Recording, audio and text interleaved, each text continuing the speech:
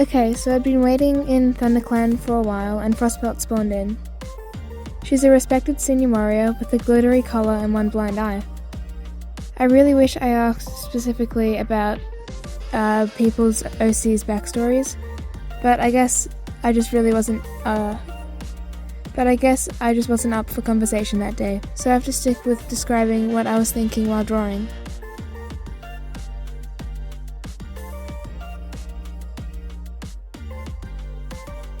I decided to give her a more confident pose, almost like she's leading. I didn't quite colour pick from the original screenshots, because they tend to be a bit off from what the creators were intending, like being translated with the light and shadows or some sort of graininess, and I like to mix my own colours, since I like adding and creating more saturated colour palettes. So I specifically like this design because it allowed me to experiment a bit with the blacks. Tip for artists out there, drawing with straight up black is pretty much a no-go, because you still want to see the line art. So you do a dark pink, like I did, or a dark blue, or whatever the vibe is that you're going for. You don't do straight up light greys, where you can't tell what colour on the colour wheel it is. So I'd suggest doing like a light blue or a light purple instead. At least that's what I do.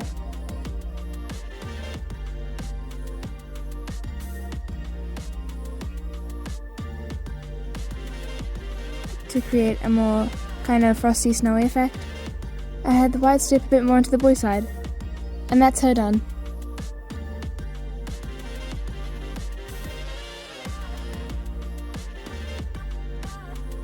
I continued to wander around ThunderClan camp. It's hard to find people individually, and I don't like to ask to draw people in big groups, because I don't really want to say no to a design. And at this time in ThunderClan, there was a big group, about maybe 5 cats, with one of them being someone who ignored me earlier. So I was really thinking of server hopping, but then I noticed some cats running out of the medicine den. And I went over and asked this really nice cat if I could draw her. So yeah, this is Mouseflower. She's a dark brown molly with white stripes, which is similar to Frostpelt now that I say it out loud.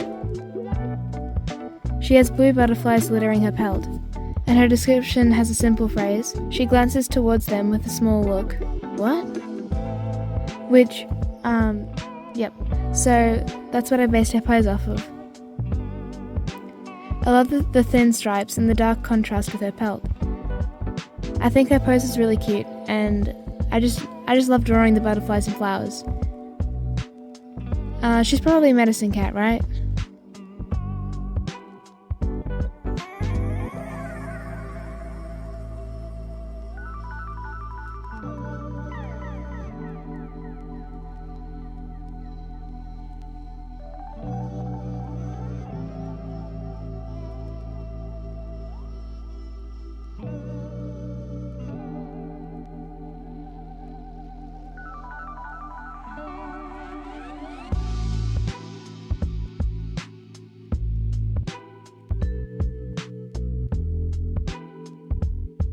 I forgot to record the game a couple times, and this is one of them.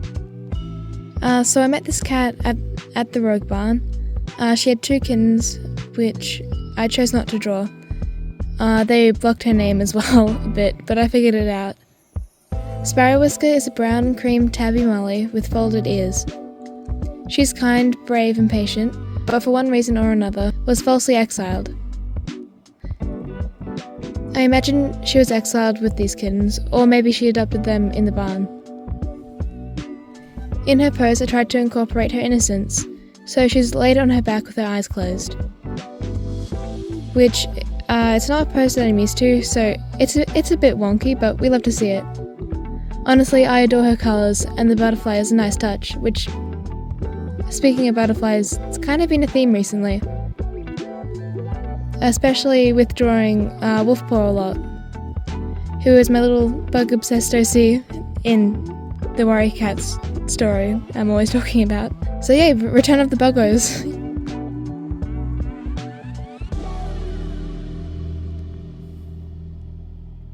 Moonrock is a calico cat with a scar on the left side of her. Moonrock is a calico cat with a scar on her left eye and interesting black sleeves on her arms. Hopefully I did this cat justice, though it's a complicated design. I met this cat in the Mineshaft map, kind of frost thing, which it's still new to me. I've only been there once or twice before. But it's been there for a while, and for anyone who plays the game a lot, I'm sorry, I know it's not new. I've done a few of the Starkline activities with a friend here, which made me a bit familiar to a different part of this map. But it's still cool to see cats hanging around the area. Last cat on the list, we have Moonrock. For this cat, I'm going to show how I changed the pose from this to this. A small tutorial or thought process segment, I guess. So first, I moved the head position to help redraw the neck. I tilted it to the side a bit more for a more unique expression and pose. At least for my art style, I know when I'm not concentrating, the cat's neck tends to kinda devolve, which is a bit of a weird explanation, but if you know, you know. So I try and redefine where the shoulders would be to help reform the neck. Then I just fiddle around with the size of the head and redrawing the line art. Now, I can only see this because it's been a while since I did the speed paint recording, but while I fixed the upper body proportions, I completely forgot about the tail and arms. But overall, I love this pose redraw. Because I didn't ask about this character, I'm just going to ramble about other things that I'm interested in.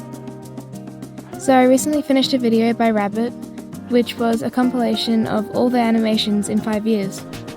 And this really convinced me to start doing animations again. Something about seeing the old animations versus the new ones just really made me want to improve my animations so I could do something like that. I'm thinking of making a video about it because I have a playlist with just all these audios I want to animate to. So maybe something like doing an animation in 30 minutes, so it's a bit more relaxed.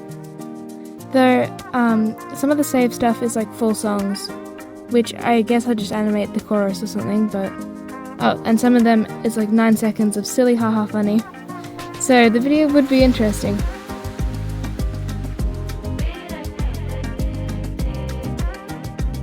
Going back to animations as a whole, I want to improve my animation skills because my end goal is to animate my Warrior Cats comic. Though that's pretty far into the future since I do want to rewrite it so it has a more defined plot. And characters, it's a whole thing. So expect or expect not to see more animation soon, if I can be bothered since I have a lot on right now.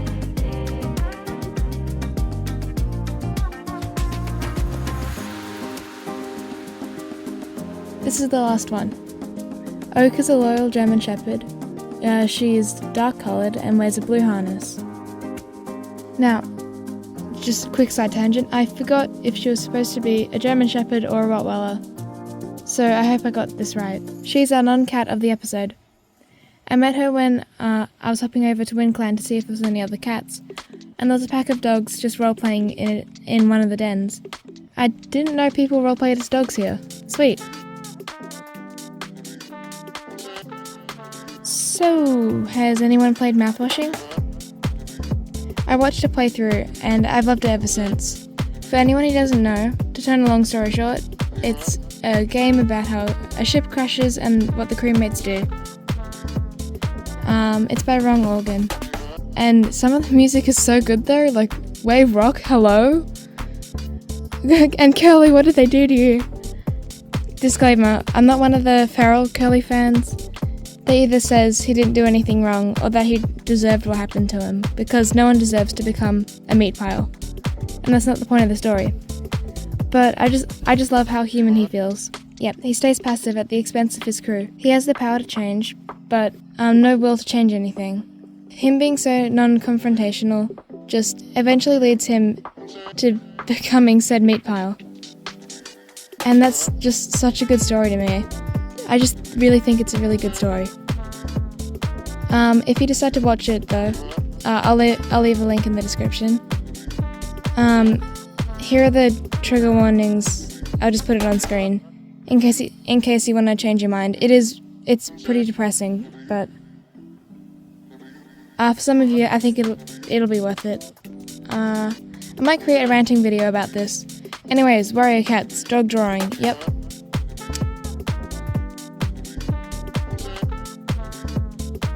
And that's all the designs. Stick around for part 3 if you're still interested, and if not, maybe try looking at some of my animations in the YouTube Shorts section. Cough cough, not to plug my own stuff. And if any of the creators are watching, thanks for sticking around. I literally couldn't have made this video without you, and I hope you still continue to make these really cool morphs.